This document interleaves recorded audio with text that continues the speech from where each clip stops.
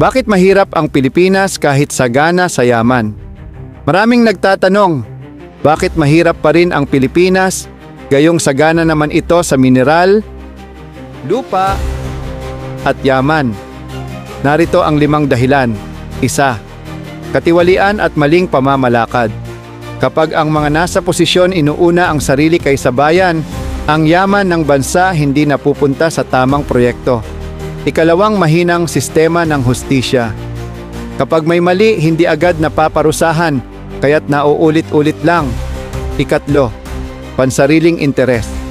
Maraming politiko ang inuuna ang kapangyarihan kaysa kapakanan ng mamamayan.